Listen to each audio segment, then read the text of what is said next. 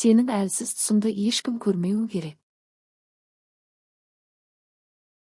Себебі бұл өмірде бәрі сенің жараңды емдеуге емес, кейде сол жеріңнен соғуға дайын тұрады. Адам баласы сырттай күліп жүргенімен, ішінде қаншама ауыр ой, қаншама үнсіз күрес жасырып жүретінін ешкім білмейді.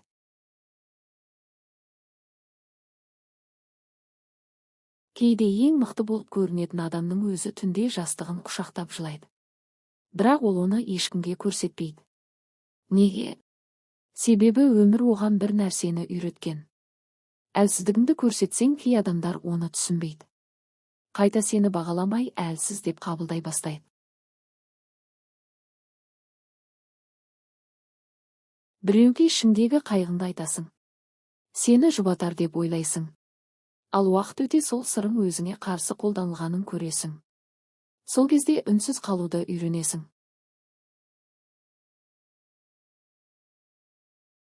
Өмірде бәріне сенуге болмайды.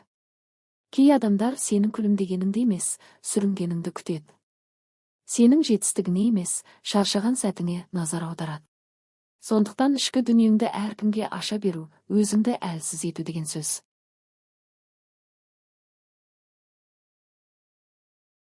Нағыз мықты адам жыламайтын адам емес. Жан дүниесі қанша ауырса да өмірмен күресуді тоқтатпайтын адам.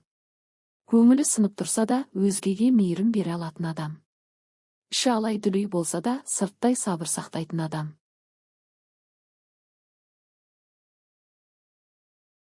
Кейде таудай болып көрінетін адамдардың ішінде теңіздей мұң жатады. Бірақ олар оны ешкімге көрсетпейді. Себебі олар түсінген, әр адам сенің ауыртпалығыңды көтеріп бермейді. Кейбірі тек қызық үшін тыңдайды. Кейбірі уақытша аяйды. Ал кейбірі сенің әлсіздігіңді пайдаланады.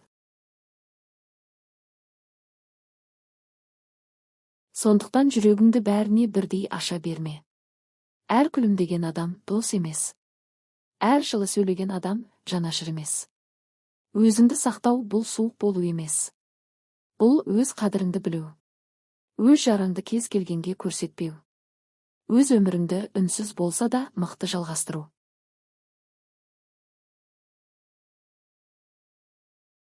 Есіңде болсын. Өмір сені қанша сындырса да, сен қайта тұра алсаң, сен жеңілмеген адамсың. Ал шынайы күш айқайда емес, үнсіз сабырда.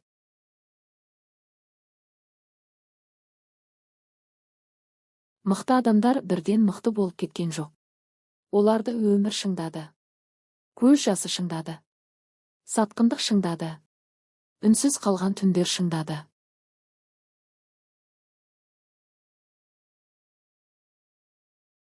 Сен сыртынан күліп жүрген адамды көресің. Бірақ оның ішінде қанша дауыл болып жатқанын білмейсің. Кей адамдардың жүрегінде бүтін бір мұхиттай мұң жатады. Соған қарамастан олар өзгеге ауыртпалығын сездірмейді.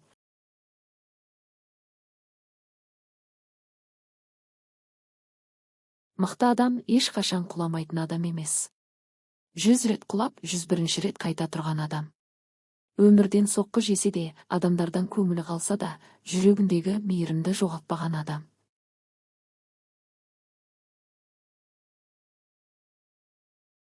Кей адамдар бар. Өзінің жанын әрең ұстап тұрса да, өзгені жұбатуға күш табады. Өзі шаршап жүрсе де, жақсымын деп күлімсірейді. Іші қанжылап тұрса да, сыртқа сыр бермейді. Міне, шынайы мықтылық осы.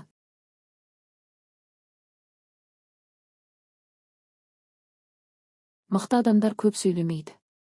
Олар айқайлап өздерін дәлелдеуге тырыспайды. Себебі оларды өмірдің өзі үйреткен. Үнсіздікпен күресуді.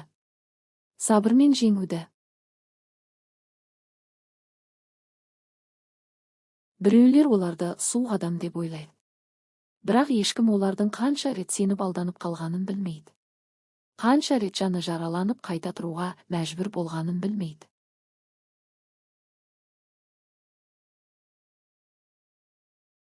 Мықты адамдардың жүрегі тым нәзік келеді. Тек олар оны жасыруды үйренген. Өйткені бұл өмірде бәрі сенің мейіріміңді бағалай бермейді.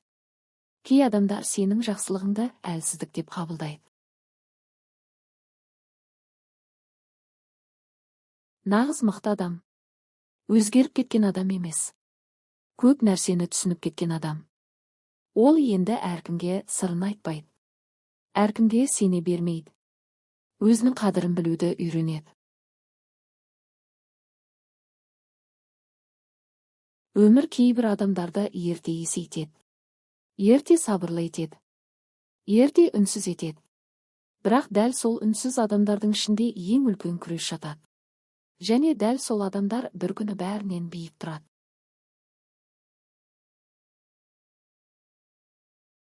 Себебі мықтылық байлықта емес. Мықтылық сынған жүрекпен де өмірді жалғастыра білуде. Батыл адамдар қорықпайтын адамдар емес. Қорықса да алға қадам жасай алатын адамдар. Өмірде бәрі батыл болып көрінгісі келеді. Бірақ шын батылдық айқайда емес. Шын батылдық ішіңде дауыл болып тұрса да берілмей өмір сүруде. Кейде адам сырттай өте мықты көрінеді. Бірақ ішінде мың қорқынышпен күресіп жүреді. Біреу жалғыз қалудан қорқады. Біреу жоғалтудан қорқады. Біреу адамдардың сынынан қорқады. Ал батыл адам сол қорқыныштарына қарамастан өмірін тоқтатпайтын адам.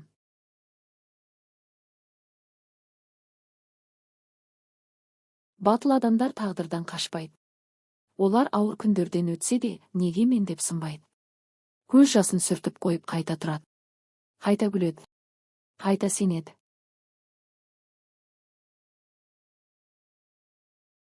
Бұл өмірде бәрі сенің жаныңды түсіне бермейді. Кей адамдар сенің үнсіз күресіңді байқамайды. Бірақ батыл адам өзін дәлелдеуге тырыспайды. Ол тек жолын жалғастыра береді.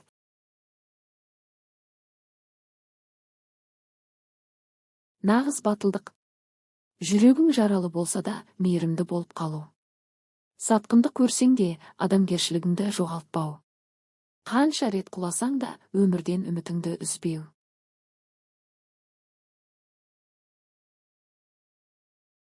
Батыл адамдар кейде қатты шаршайды.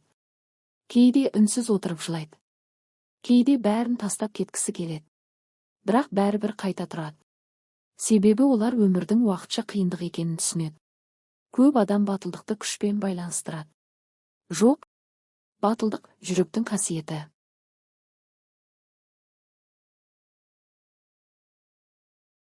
Кешіре білу батылдық. Қайта бастау батылдық. Жалғыз қалсаң да өз жолыңмен жүру батылдық. Басқалар сенбесе де өз арманыңа сену батылдық.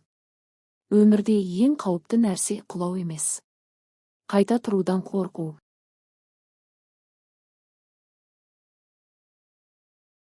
Ал батыл адамдар қорықса да тағы бір қадам жасайды. Сол үшін олар бір күні өзгелер армандаған биікке жетеді. Есіңде болсын. Батыл адам ешқашан жыламайтын адам емес. Жыласа да сынбайтын адам.